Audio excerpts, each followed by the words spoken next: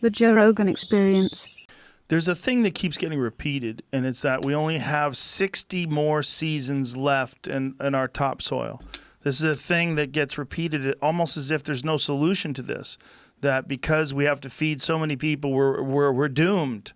And what you're saying is, no, we just can't do it this way because this way is unsustainable and it's unnatural to begin with. That's exactly right. So we have to fundamentally change. We have to use our carbon, our biomass strategically, which includes food scraps, by the way. Use everything strategic. You can't just throw stuff away. Right. This is sunlight that's supposed to be decomposed. I mean, the fact that landfills get green environmental awards for poking methane tubes in the landfill and running the excavation equipment on the methane from the decomposing material in a landfill. It's shouldn't be in there. No, it's unconscionable. No, what we need to do is hook up. We need hookups. We need to where the waste streams, like they move right into the use streams, and you have circles, not linear thinking. And I mean, just another one, for example, is ponds. A lot of people don't realize that before the Europeans came to North America was 8% water. Today, we're less than 1%. I mean, surface area. Think about the United States being 80% water, including 8%, right? 8%. 8% water. I mean, think about that in Utah, Nevada, New Mexico. All right, where'd all that water come from? Beavers. Massive beaver populations. I mean, there were 200 million beavers. And we now know archaeologically, digging up skeletons, some of them were as big as a Volkswagen car. Really? These were big. The megafauna is incredible. I mean, it's the same as the wombats in Australia. You know, now these wombats are like, 80 pounds or little, cute little wombats. Well, they know by digging up skeletons, they used to have 9-foot wombats in Australia. 9-foot wombats. So when we look at the megafauna that was here, the fact is that the planet used to have more animal weight on it than it does today, with all the animals, all the factory farms, and all the people. So it's not people and animals that are messing up the planet. It's the human management of the ecosystem that's messing up. The abundance here is through the roof. So imagine if we, and this is what we've been doing on our farm, is every time we get a few extra dollars, we build another pond. Now, we're not beavers, but we have excavation equipment that we can go in and build ponds, so that when we have a flood and everything is flooding, we're actually trapping a lot of that, not all of it, but trapping a lot of it up on high ground, permaculture style, that we can then dispense for irrigation in a dry time, so that we never pump from an aquifer.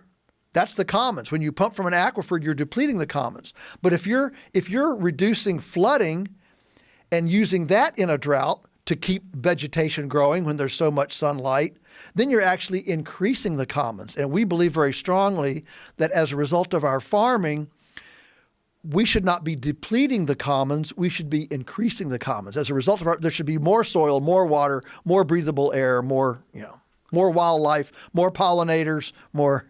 There's also been a false narrative that it attributes most of our greenhouse gases, or a significant number, a significant percentage of our greenhouse gases coming from cows and cow agriculture.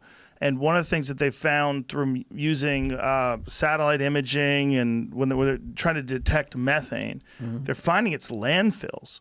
That these landfills are a huge problem in terms of greenhouse gases. Yeah. That the total wrong way of approaching it, the way you were saying, burying this biological material in the ground instead of using it as compost, is actually not just counterproductive, but it's actually detrimental. Yes. It's not the wrong way to do it because it doesn't serve the soil, Yeah. it actually fucks up the air. It's not a zero, it's a negative. It's a negative, Yeah, but it with really- the same amount of biological material. It's just managed incorrectly, which is really crazy when you stop and think about it. Sure it is. If all of the biomass that we have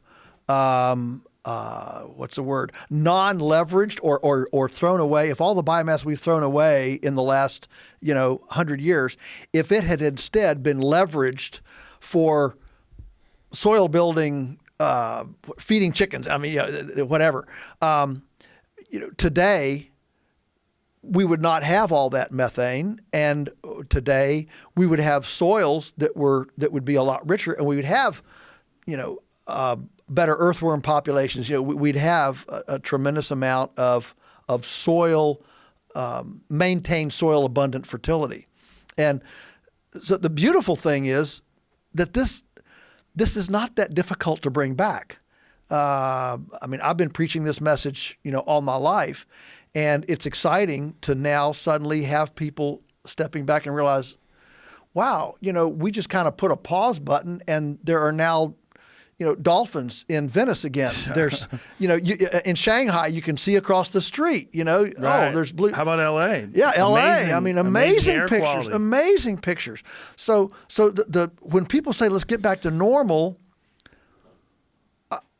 look, I don't want the tragedy that we're having, but I also don't want to go back to normal, because normal was this foot on nature's neck saying, we're going to.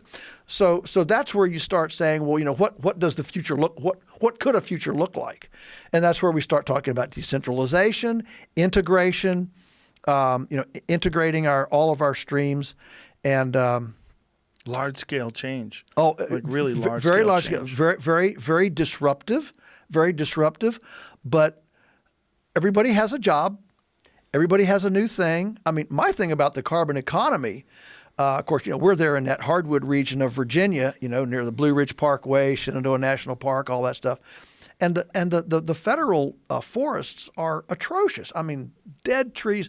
The fuel buildup is just ridiculous. Wouldn't it be cool if mommy or daddy could come home and their 6-year-old says, what did you do today?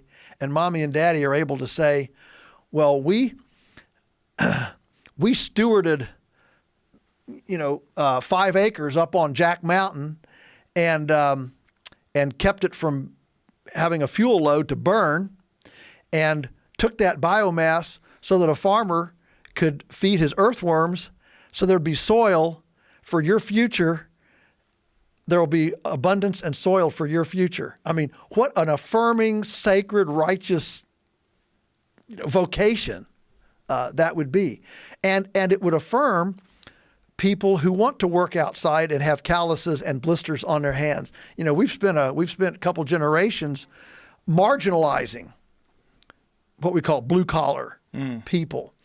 And one of the big issues right now as we go to an AI, a techno future, is what do we do with people that like to work outside with their hands and sweat, the Michael Rowe, the dirty jobs.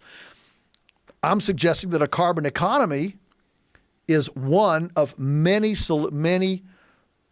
pathways to actually envisioning a future where thousands and thousands of people would be employed in healing ministries, so that we'd be caressing our nest.